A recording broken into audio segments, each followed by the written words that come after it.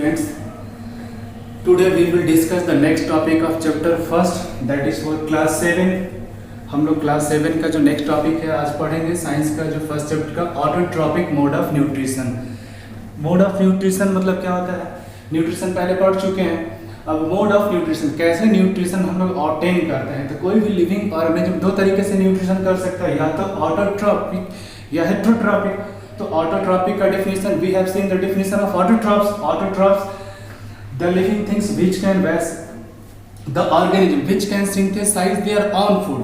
वैसे ऑर्गेनिज्म जो अपना भोजन स्वयं बना सकते हैं सिंपल इनऑर्गेनिक सब्सटेंसेस से जो अपना भोजन स्वयं बना सकते हैं। सिंपल इनऑर्गेनिक में कौन कौन आ जाएगा? जैसे कार्बन डाइऑक्साइड हो गया, वाटर हो गया, जिसको केमिकली हम लोग क्या लिखते हैं H2O, या फिर किसी और केमिकल का यूज करके अगर कोई ऑर्गेनिज्म अपना भोजन स्वयं बना लेता है तो वैसे मोड ऑफ न्यूट्रिशन को क्या कहते हैं? ऑटोट्रॉपिक मोड ऑफ न्यूट्रिशन कहते हैं। ऑटोट्रॉपिक मोड ऑफ न्यूट्रिशन का example, all the green plants are autotrophs. जितने भी ग्रीन प्लांट हैं सारे के सारे ऑटोट्रॉप्स हैं। क्यों ऑटोट्रॉप्स हैं? क्योंकि वह स्वयं अपना भोजन सिंपल इनऑर्गेनिक सब्सटेंसेस से बना सकते हैं।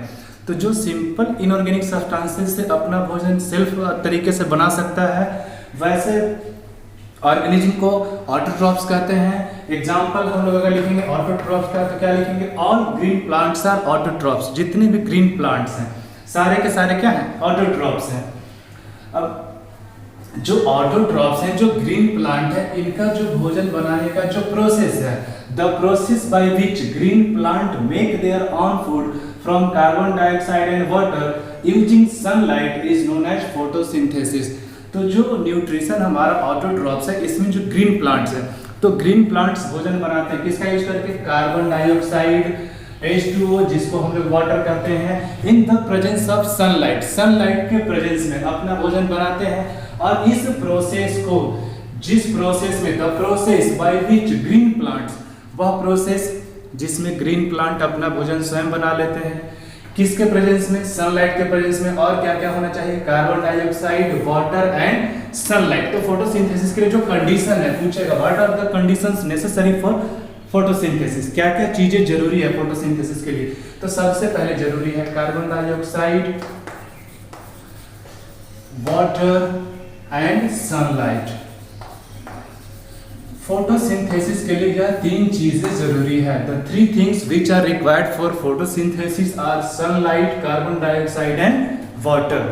इन तीनों का यूज करके जो भी अपना भोजन स्वयं बना लेगा वैसे प्रोसेस को हम लोग क्या कहते हैं? फोटोसिंथेसिस कहते हैं। और फोटोसिंथेसिस कौन कर सकता है? Green plants can do photosynthesis only. जितने भी ग्रीन प्लांट्स होते हैं वह फोटोसिंथेसिस कर सकते हैं। The process by which green plant, वैसा प्रोसेस जिसमें ग्रीन प्लांट अपना भोजन स्वयं बना सकता है। यूटिलाइजेशन किसका किसका होगा? सनलाइट का, कार्बन डाइऑक्साइड एंड वाटर। तो sunlight, carbon dioxide and water का यूज करके जो अपना भोजन स्वयं बना लेगा वैसे प्रोसेसेस को हम लोग क्या कहते हैं? फोटोसिंथेसिस। एक बार और अच्छे से याद रखना, autotrophic mode of nutrition. Auto मतलब होता है, ऑटो मींस सेल्फ। जो अपना भोजन सेल्फ डिपेंडेंट है, जो किसी और पे भोजन के लिए डिपेंडेंट नहीं है, वैसे मोड ऑफ न्यूट्रिशन को क्या कहते हैं? Autotrophic mode of nutrition. और जितने भी ग्रीन प्लांट होंगे ऑटोट्रॉप्स होंगे। और ग्रीन प्लांट्स का जो भोजन बनाने का प्रोसेस है, the process by which green plant make their own food from simple inorganic substances like carbon dioxide, water and sunlight. तो फोटोसिंथेसिस वह प्रोसेस है जिसमें ग्रीन प्लांट अपना भोजन स्वयं बनाते हैं। अब फोटोसिंथेसिस कहते क्यों है इसको? फोटोसिंथेसिस कहने का रीजन क्या है? What is the reason for calling it photosynthesis? Photosynthesis दो टर्म से बना है।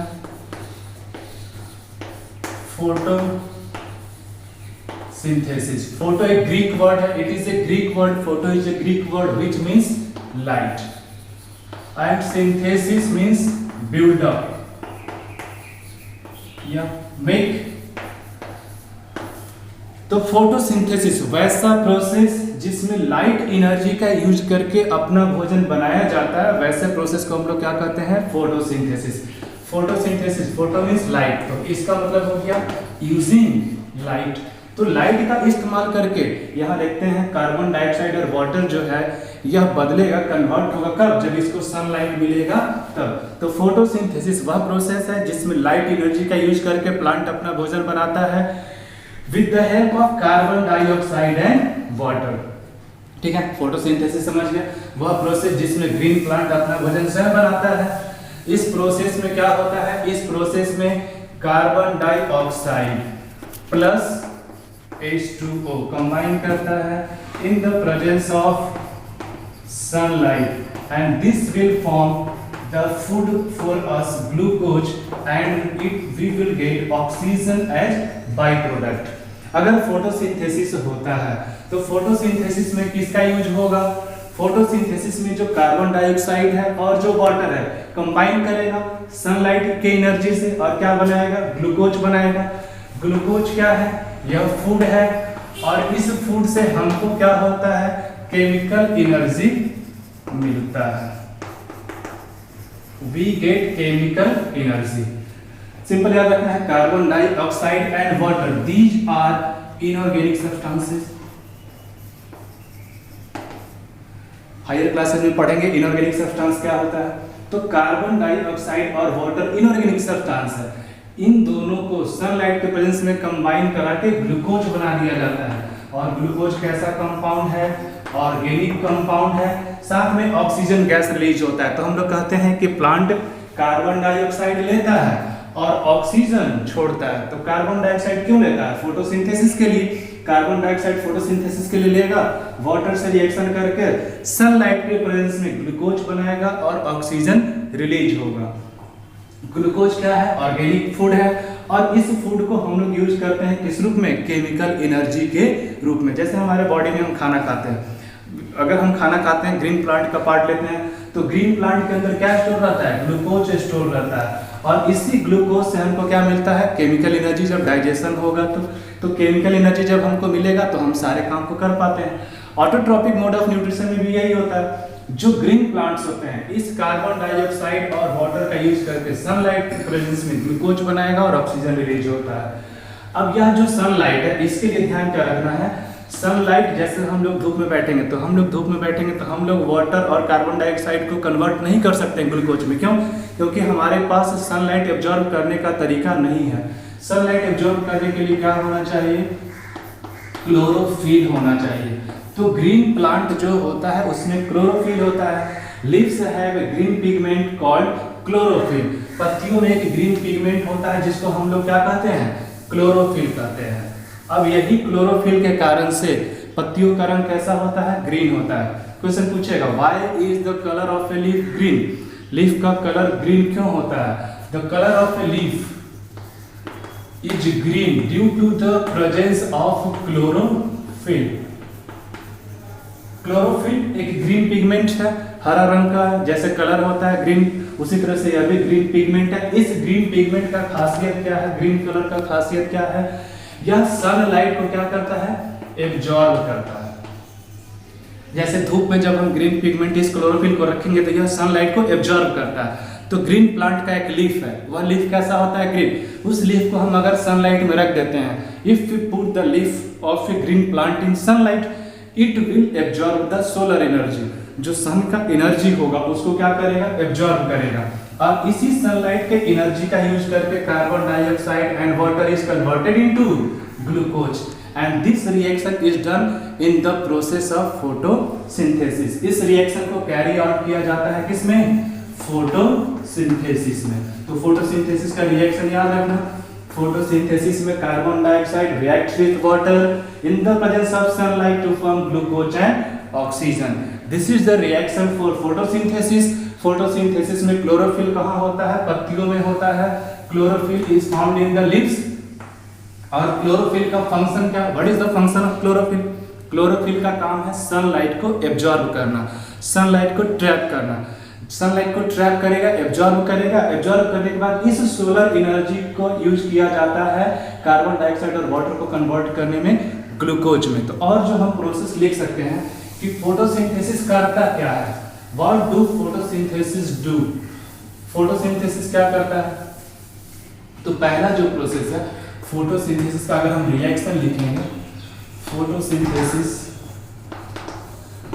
का अगर हम रिएक्शन लिखते हैं, photo means light, synthesis means make, तो make food using light, food का यूज करके अगर हम लाइट बनाते हैं तो इसको क्या कहेंगे, फोटोसिंथेसिस कहेंगे। और इस फोटोसिंथेसिस में मेन हमारा काम कौन करता है, क्लोरोफिल। क्लोरोफिल कैसा कलर का होता है, ग्रीन कलर का होता है, और कहाँ रहता है, जनरली लीव्स में या फिर ग्रीन स्टेम में। जैसे गुलाब का पौधा है तो उसका जो ग्रीन स्टेम होगा उसमें भी होता है, जनरली लीव्स में होता है। तो यही क्लोरोफिल का फंक्शन क्या है, एब्जॉर्ब करना। It absorbs sunlight. यह सनलाइट को क्या करेगा, एब्जॉर्ब करेगा। जब सनलाइट को यह एब्जॉर्ब करेगा तो इस सनलाइट का यूज करके फोटोसिंथेसिस में क्या होता है, कार्बन डाइऑक्साइड प्लस H2O क्या बनाएगा, ग्लूकोज बनाएगा, और प्लस में ऑक्सीजन रिलीज होगा। इस पूरे प्रोसेस को हम लोग कहते हैं फोटोसिंथेसिस। तो फोटोसिंथेसिस का डेफिनेशन याद रखना है, the process by which green plant make their own food. वह प्रोसेस जिसमें ग्रीन प्लांट अपना भोजन बनाता है in the presence of sunlight with the help of carbon dioxide and water is known as photosynthesis. ठीक है, अब फोटोसिंथेसिस में होता क्या है, कार्बन डाइऑक्साइड और वाटर रिएक्शन करता है, ग्लूकोज बनाता है, और ऑक्सीजन उसमें क्या होता है, रिलीज होता है। Oxygen is release in this process.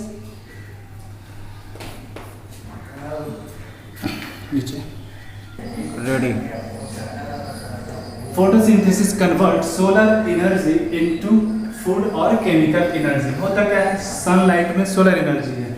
जैसे सनलाइट है तो सनलाइट के अंदर कौन सा एनर्जी होता है, सनलाइट के अंदर सोलर एनर्जी है। इस सोलर एनर्जी को प्लांट क्या करता है, ग्लूकोज जब बनाता है तो ग्लूकोज के अंदर फूड एनर्जी, या वह जो ग्लूकोज है उसके अंदर कौन सा एनर्जी जमा हो जाता है, केमिकल एनर्जी जमा हो जाता है। तो फोटोसिंथेसिस में बेसिकली क्या होता है, फोटोसिंथेसिस में जो सनलाइट के अंदर सोलर एनर्जी है, इस सनलाइट के अंदर वाले सोलर एनर्जी को किसमें कन्वर्ट कर दिया जाता है, केमिकल एनर्जी में। और यह केमिकल एनर्जी किस फॉर्म में स्टोर रहता है, ग्लूकोज के फॉर्म में। इस ग्लूकोज के फॉर्म में स्टोर रहता है। तो फोटोसिंथेसिस का काम है, फोटोसिंथेसिस का काम है सोलर एनर्जी को कन्वर्ट करना केमिकल एनर्जी में। Solar energy is converted into chemical energy. अब इस प्रोसेस में जो रिएक्शन होता है पहले लिख चुके हैं, कार्बन डाइऑक्साइड वाटर के साथ रिएक्शन करेगा तो ग्लूकोज और ऑक्सीजन बनाता है। अब क्या होगा, यहाँ देखते हैं इस प्रोसेस में कैसे ऑब्टेन्ड होगा। जैसे कार्बन डाइऑक्साइड है तो कार्बन डाइऑक्साइड कहाँ होता है, एयर में प्रेजेंट है, और इस एयर को प्लांट के अंदर कैसे ले जाना है, तो प्लांट के हम अगर लीव्स को देखेंगे, ऐसा स्ट्रक्चर होता है लीव्स का। प्लांट के लीव्स को देखते हैं, या ग्रीन लीफ है प्लांट का। इस ग्रीन लीफ को अगर हम उल्टा करके, जैसे ग्रीन लीफ ऐसे सीधा है, इसको उल्टा करके बैक करके अगर हम इसको देखते हैं माइक्रोस्कोप से, तो माइक्रोस्कोप से देखेंगे तो ऐसे छोटे छोटे होल्स हमको दिखेंगे, ऐसे छोटे छोटे होल्स हमको दिखेंगे। इन होल्स को हम लोग क्या कहते हैं,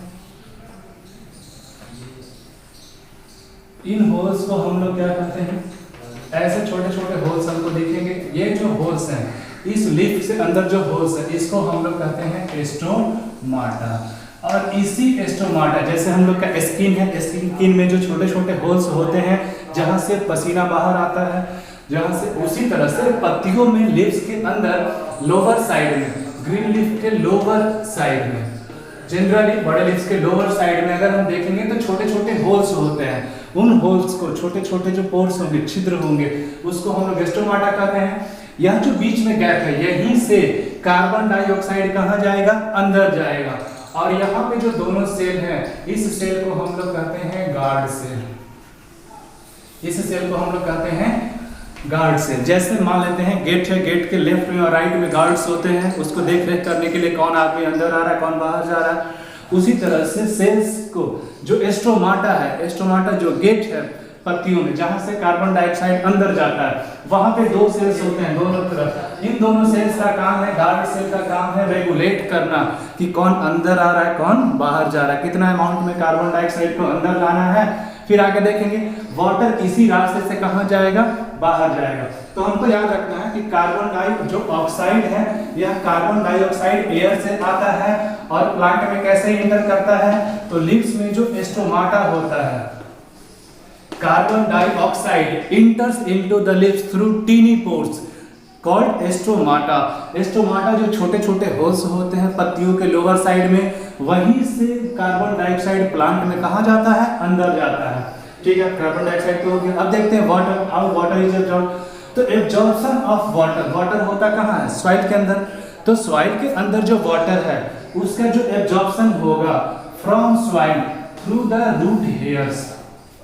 ऐसे मान लेते हैं प्लांट है, इस प्लांट का ही मान लेते हैं मेन रूट है, मेन रूट से इधर एक साइड रूट आया है। इस साइड रूट में देखेंगे तो छोटे छोटे होल्स होते हैं। इस छोटे छोटे, यह मेन रूट है, यह मेन रूट का इस साइड रूट है जिसको हम लोग कहते हैं रूट हेयर।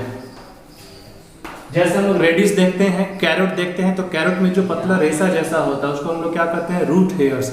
तो रूट हेयर्स जो होते हैं उनको माइक्रोस्कोप से देखेंगे तो उसमें छोटे छोटे होल्स होते हैं। उन्हीं छोटे छोटे होल्स से वाटर और मिनरल एब्जॉर्ब होता है। Water and mineral from the soil are absorb through the root hairs.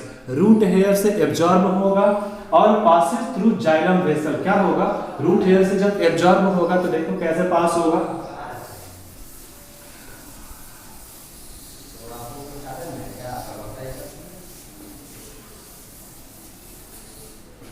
ऐसा मैकेनिज्म को पहले समझते हैं। यहां देखते हैं स्टोमाटा जैसे है, मान लेते हैं ऐसे सेल्स है, एक सेल इधर से एक सेल इधर से, ये स्टोमाटा है, इधर गार्ड सेल्स हैं, इधर भी गार्ड सेल्स हैं। अभी बीच में जो गैप है, ये जो होल है, यहीं से क्या होगा, कार्बन डाइऑक्साइड अंदर जाएगा और वाटर क्या होगा, बाहर आएगा।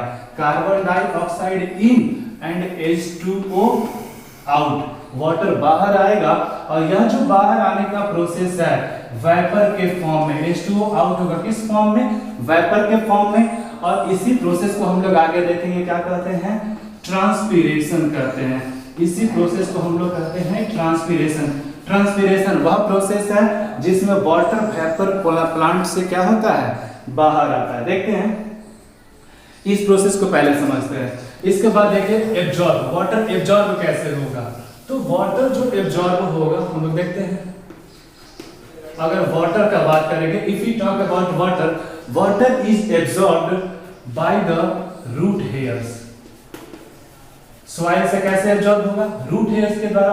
और रूट हेयर से कहां जाएगा, तो प्लांट का जो स्टेम होता है, जैसे अगर प्लांट के इस स्टेम को देखते हैं तो सेंटर में एक फूड पाइप होता है। सेंटर में यह जो पाइप है, इस पाइप को हम लोग कहते हैं जाइलम। और जाइलम का काम ही है वाटर को ट्रांसपोर्ट करना, पानी को रूट से लिप्स तक ले जाना। किसका काम है, जाइलम का काम है। Xylem is responsible for the transport of water from roots to the leaves. जहां पे चाहिए फोटोसिंथेसिस के लिए वाटर, वहां ले जाने वाला कौन होगा, जाइलम वेसल होगा। जाइलम वेसल उसको ले जाएगा कहां से, रूट हेयर से उसको ले जाएगा कहां पे, लिप्स में। तो ट्रांसपोर्ट का काम कौन करता है, जाइलम वेसल करता है, जो प्लांट्स के ठीक सेंटर में होता है, बीच में होता है। अब रूट एब्जॉर्ब कैसे करता है देखते हैं। How does root absorbs water and transports it to the leaves. कैसे एब्जॉर्ब करके इसको लिप्स तक पहुंचा देता है। तो अगर हम देखते हैं कि ट्रांसपायरेशन होता है, कार्बन डाइऑक्साइड की बात तो हुई क्या, अब क्या होगा, यहां से H2O आउट होता है। तो जैसे मान लेते हैं लिप्स है, यहां से लिप्स से क्या हो गया, वाटर निकल गया, तो पत्तियों में पानी का जो कमी हो जाएगा। क्यों, क्योंकि lips will lose water, lips will lose water. तो जब पत्तियों में वाटर लूज होगा, ट्रांसपायरेशन से H2O आउट होगा। ट्रांसपायरेशन वह प्रोसेस जिसमें वाटर लूज होता है। वाटर क्या करेगा, प्लांट लूज करेगा स्टोमाटा से ही, स्टोमाटा से ही कार्बन डाइऑक्साइड अंदर, और वहीं से ही जो वाटर वेपर है एक्स्ट्रा बाहर आएगा। जब वाटर लूज होगा तो यहाँ जो लिप्स है, इसमें अगर देखते हैं, यहाँ जो लिप्स हैं, तो लीव्स में क्या होगा, लीव्स में वाटर का कमी हो जाएगा, और सॉइल का जो रूट हेयर है, रूट हेयर जो सॉइल में वहां पे वाटर ज्यादा है, तो कोई भी चीज हाई प्रेशर से कहाँ जाना चाहता है, लो प्रेशर की तरफ। जैसे हम एक स्प्रिंग को दबाते हैं, तो दबाएंगे तो जैसे ही हाथ छूटेगा वह दूर जाना चाहेगा, क्यों, क्योंकि दबा के रखे हैं तो हाई प्रेशर, जब छूटेगा तो कहाँ जाना चाहेगा, लो प्रेशर। और हाई कंसंट्रेशन से कोई भी चीज कहाँ जाना चाहता है, लो कंसंट्रेशन में। तो उसी तरह से जब पानी नीचे ज्यादा है ऊपर कम है, तो पानी नीचे से कहाँ चढ़ेगा, ऊपर। तो पानी का जो नीचे से ऊपर चढ़ने का जो प्रोसेस है, इस प्रोसेस के लिए कौन रिस्पॉन्सिबल है, ट्रांसपायरेशन। ट्रांसपायरेशन एक तरह का पुल फोर्स प्रोवाइड करता है, और यही फोर्स क्या करता है, वाटर को रूट से कहां तक पहुंचाता है, लीव्स तक। जब तक लॉस नहीं होगा, ट्रांसपायरेशन से वाटर लूज नहीं होगा, तब तक पत्तियों में वाटर का कंसंट्रेशन कम नहीं होगा। जब तक वाटर का कंसंट्रेशन कम नहीं होगा, तब तक नीचे से रूट्स एक्स्ट्रा वाटर को ऑब्जर्व करने वाला नहीं है। क्यों, क्योंकि जैसे ही पत्तियों में पानी का कमी होगा, लॉस जब हो जाएगा, तो वाटर वेपर वहां पे कम अमाउंट में हो जाएंगे, तब क्या होगा, रूट हेयर्स जो एक्स्ट्रा वाटर है नीचे में, उसको एब्जॉर्ब करके जाइलम से कहां भेजेगा, लिप्स में, फिर वहां पर फोटोसिंथेसिस होगा। अब कुछ देखते हैं, जैसे कैक्टस हो गया, इन डिजर्ट प्लांट में क्या होता है, लीव्स नहीं होते हैं, लीव्स नहीं होते हैं, तो वहां पे फोटोसिंथेसिस कौन करता है, in desert plant when there are no leaves. अगर बात करते हैं डिजर्ट प्लांट का, तो डिजर्ट प्लांट में लीव्स एब्सेंट होते हैं। यह लीव्स एब्सेंट होते हैं, तो लीव्स होता क्या है, यह मॉडिफाइड होता है, किसमें, leaves are modified into spines, कांटा जैसे कैक्टस हो गया, तो कैक्टस में जो कांटा होता है बेसिकली क्या होता है, लीव्स होता है। लेकिन चूंकि वह डिजर्ट प्लांट है, तो डिजर्ट में वाटर क्या होता है, बहुत कम अवेलेबल होता है, तो वाटर को बचा के रखने के लिए इसमें मिनिमम ट्रांसपायरेशन हो। तो मिनिमम ट्रांसपायरेशन होगा कब, जब स्टोमाटा कम होगा तब। तो मिनिमम ट्रांसपायरेशन, क्योंकि ट्रांसपायरेशन में वाटर लूज हो जाता है और डिजर्ट में पानी मिलता नहीं है, तो डिजर्ट में जब पानी नहीं मिलता है, तो मिनिमम ट्रांसपायरेशन करने के लिए लीव्स को किस में बदल दिया जाता है, स्पाइंस में। प्लांट क्या करता है, डिजर्ट प्लांट अपने लीव्स को कांटों में बदल लेता है, कांटा में बदल लेगा तो स्टोमाटा का नंबर क्या हो जाएगा, बहुत कम। तो स्टोमाटा वेरी लेस हो जाएगा, बहुत कम जब हो जाएगा, बहुत कम होने के कारण से वाटर का लॉस कम होगा, तो कम पानी में भी वह पौधा वहां रह सकता है। इसका एग्जांपल हम लोग लेते हैं, जैसे कैक्टस है, जितने भी डिजर्ट प्लांट है, डिजर्ट प्लांट फोटोसिंथेसिस, जब लीव्स नहीं होगा तो फोटोसिंथेसिस कौन करेगा, तो जब लीव्स नहीं होगा तो वहां फोटोसिंथेसिस करने के लिए उनके स्टेम्स होंगे। फोटोसिंथेसिस करने के लिए कौन होगा, stems will be there. Photosynthesis किसके द्वारा होगा, तो ग्रीन स्टेम के द्वारा, और वहां पे ट्रांसपायरेशन ना हो, कम हो, इसके लिए लीव्स किस में मॉडिफाइड होते हैं, स्पाइंस में मॉडिफाइड होते हैं। Leaves are modified into spines, क्योंकि स्पाइंस में कन्वर्ट होगा, स्टोमाटा का नंबर कम होगा, तो वाटर का लॉस सबसे कम होगा।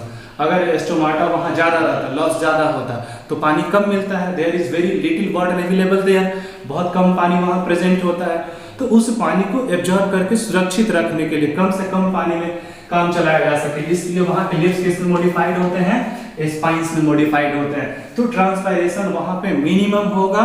That is all for the day, thank you.